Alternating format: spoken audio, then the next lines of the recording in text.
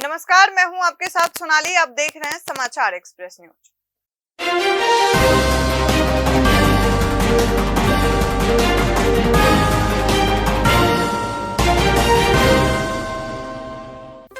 Bharatiya Janata party के अध्यक्ष JP Nadda शनिवार से उत्तर प्रदेश के 2 दिवसीय दौरे पर हैं।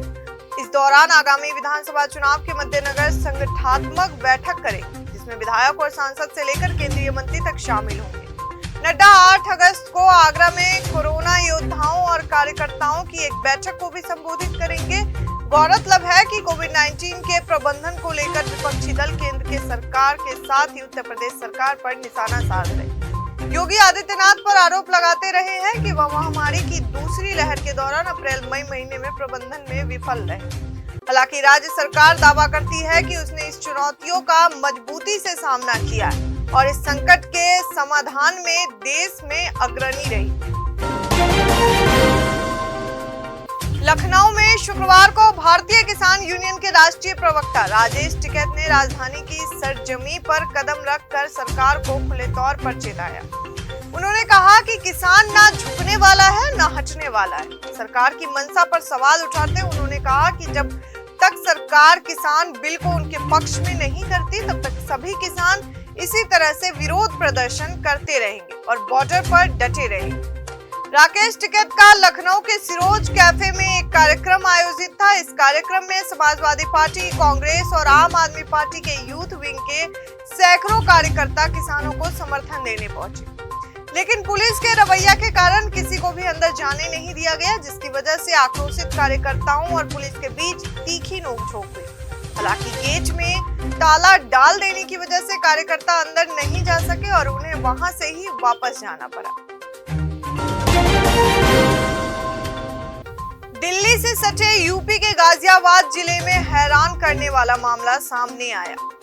बीसीसीआई के मैच रेफरी वरुण कुमार के खिलाफ गाजियाबाद के इंदिरापुरम थाने में रेप का मुकदमा दर्ज कराया गया है।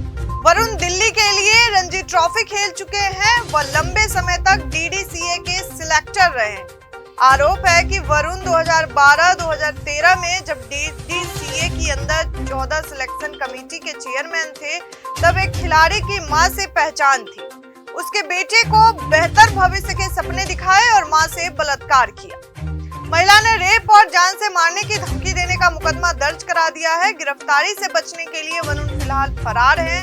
जानकारी के मुताबिक इंदिरापुरम की एटीएस एडवांटेज सोसाइटी में रहने वाले पूर्व दिल्ली रणजी प्लेयर वरुण कुमार बीसीसीआई के मैच रेफरी हैं। 38 वर्षीय वरुण बीएसएनएल के में बतौर सीनियर स्पोर्ट्स ऑफिसर के पद पर भी तैनात है। पीड़ित महिला ने पुलिस को दी शिकायत में कहा कि वह गाजियाबाद में रहती है। वह उनका बेटा क्रिकेट खेलता है। 3 अगस्त को वह उसकी फाइल देने के लिए एटीएस सोसाइटी गई। वहां वरुण कुमार ने उन्हें अपने घर बुलाया। आरोप है कि जब महिला वहां गई तो वरुण ने उसे कोल्ड ड्रिंक्स पीने के लिए दिया। उसे पीते ही महिला बेहोश हो गई। उसके बाद वरुण ने उसके साथ गलत काम किया। कानपुर कमिश्नरेट क्राइम ब्रांच ने नाइजीरियन ठग की महिला मित्र को अरेस्ट किया। नाइजीरियन ठग की महिला मित्र पैरवी करने के लिए कानपुर आई थी। क्राइम ब्रांच की नाइजीरियन ठग मिसेस की महिला मित्र की लंबे समय से तलाश थी। पुलिस ने महिला मित्र के पास से 5 मोबाइल फोन बरामद किए हैं। वहीं इस रैकेट के अन्य सदस्यों की तलाश में पुलिस जुटी है। नाइजीरियन ठग की महिला मित्र अलीशा उर्फ मैंडी विद्यालय ने शिलोंग की रहने वाली है। अलीशा हिंदी भाषा की अच्छी जानकार है। अलीशा कस्टम अधिकारी बनकर फोन करती थी। जो उसके झांसे में नहीं आता था, उस पर मुकदमा दर्ज कराने की धमकी देती थी। क्राइम ब्रांच ने नाइजीरियन ठग उकवारियम मोसिस को अरेस्ट किया था। उसकी कॉल डिटेल से अलीशा का नाम प्रकाश में आया था। अलीशा दिल्ली के मालवीय नगर में रह रही थी।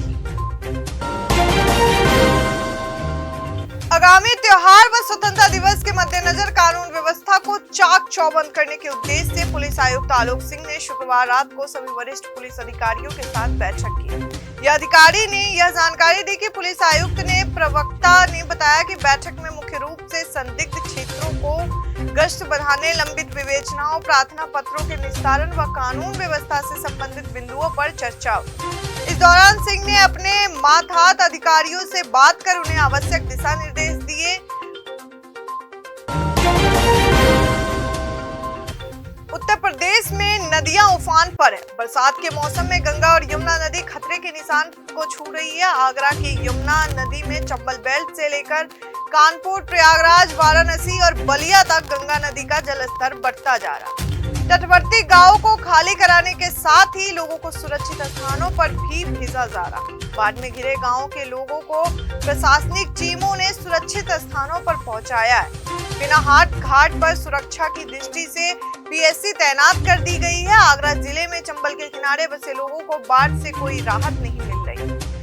पिनाहाट क्षेत्र में चंबल नदी के जलस्तर में कमी आई है, लेकिन यहाँ के गाँव में बाढ़ के हालात अभी भी बने हुए हैं। चंबल नदी तटवर्ती 38 गांव बाढ़ के पानी में डूब गए। वहीं कानपुर में गंगा बैराज से छोड़े गए करीब 2.5 लाख क्यूसेक पानी से घाटों की सीढ़ियां जलमग्न हो गई।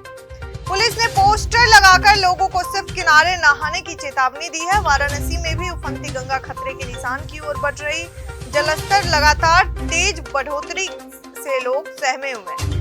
गंगा के सहायक नदी वरुण में भी पलट प्रवाह के किनारे की बस्तियां में बाढ़ पानी प्रवेश कर गया है। शहर के बीच से गुजरने वाली वरुणा में गंगा के पलट प्रवाह से किनारे बसे मोहल्ले के मकानों में पानी चला गया है। पलायन के बीच लोगों ने पहली मंजिल पर शरण ले ली। भारतीय किसान यूनियन के नेता राकेश टिकैत ने शुक्रवार को यहां कहा कि जब तक सरकार नए किसी कानून को वापस नहीं लेगी तब तक घर वापसी संभव नहीं। राकेश टिकैत ने यह बयान शुक्रवार को दिल्ली से लखनऊ जाते समय यमुना एक्सप्रेसवे पर बरौली गांव के निकट बीकेयू के पदाधिकारी व कार्यकर्ताओं द्वारा उनका स्वागत किए जाने पर दिया। यहाँ जब किसानों को उनके गुजरने की जानकारी मिली तो कई किसानों ने एकत्र होकर उनका स्वागत किया। भारतीय किसान यूनियन ने नेता राकेश टिकैत ने शुक्रवार को यहाँ कहा कि जब तक सरकार नए कृषि कानून को वापस नहीं लेगी तब तक घर वापसी संभव नहीं। राकेश टिकैत ने यह बयान शुक्रवार को दिल्ली से लखनऊ जाते समय एक्सप्रेसवे के बरौली गांव के निकट बीकेयू के पदाधिकारी व कार्यकर्ताओं द्वारा उनके स्वागत किए जाने पर दिया। भदोही में अखिल भारतीय विद्यार्थी परिषद के कार्यकर्ताओं ने भाजपा जिला अध्यक्ष विनय श्रीवास्तव के खिलाफ जमकर नारेबाजी करते हुए उनका पुतला फूंका। जिला अध्यक्ष का पुतला ज्ञानपुर कोतवाली के दुर्गागंज तिराहे पर फूंका गया। शुक्रवार की दोपहर विद्यार्थी परिषद के जिला संयोजक आकाश त्रिपाठी के साथ आधा दर्जन की संख्या में उनके कार्यकर्ता भाजपा जिला अध्यक्ष का पुतला लेकर दुर्गागंज तिराहे पर पहुंचे और पुतले में आग लगा दी। इस दौरान जिला अध्यक्ष के विरोध में नारेबाजी हुई। यूपी में बीजेपी पर तमाम जुबानी हमलों के बाद अब एक बार फिर पूर्व मंत्री ओम प्रकाश राजभर भारतीय जनता पार्टी के साथ आने वाले हैं। राजभर की हाल ही में स्वतंत्र देव सिंह से मुलाकात के बाद यूपी बीजेपी के नेता दयाशंकर सिंह ने कहा कि बीजेपी और ओम प्रकाश राजभर दोनों एक दूसरे की जरूरत है। उन्होंने यह भी कहा कि राजभर ने जो मांग रखी है बीजेपी का नेतृत्व उस पर विचार कर रहा है। उत्तर प्रदेश के बाराबंकी जिले की फैक्ट्री में एक बाल मजदूर से हैवानियत सामने आई है।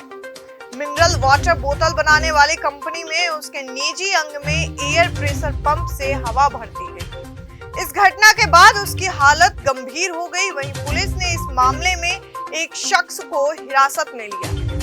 ठकुआ मऊ के एक व्यक्ति ने कुर्सी पुलिस को दी तहरीर में आरोप लगाया कि औद्योगिक क्षेत्र स्थित मिनरल वाटर बोतल निर्माता कंपनी रॉयल किंग में उसका 13 वर्षीय पुत्र काम करता था। गुरुवार शाम को वह ड्यूटी पर गया था। आरोप है कि ड्यूटी के दौरान फैक्ट्री में मौजूद एक साथी से उसकी किसी बात को लेकर कहासुनी हो गई। इसी बीच उसके साथ काम कर रहे एक मजदूर ने उसके पुत्र के निजी अंग में प्रेशर एयर भर दी।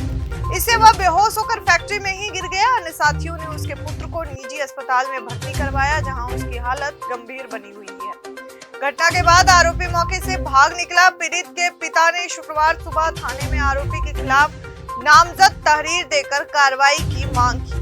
कुर्सी थाना प्रभारी निरीक्षक धर्मवीर सिंह ने बताया कि वारदात में आरोपी के खिलाफ धारा 308 हत्या की नीयत से गंभीर चोट पहुंचाने की धारा में मुकदमा दर्ज कर लिया गया। आरोपी भी नाबालिग है, उसे भी हिरासत में ले लिया गया है। पकड़ा गया आरोपी रायबरेली के पचरावा थाने क्षेत्र का निवासी है। प्रभारी निरीक्षक धनवीर सिंह ने बताया कि रॉयल किंग उद्योग में इस वारदात से यह बात भी सामने आई है कि वहां पर बाल श्रमिक कार्यरत है। एसडीएम और श्रम विभाग के अफसरों को वारदात की सूचना भी दी गई।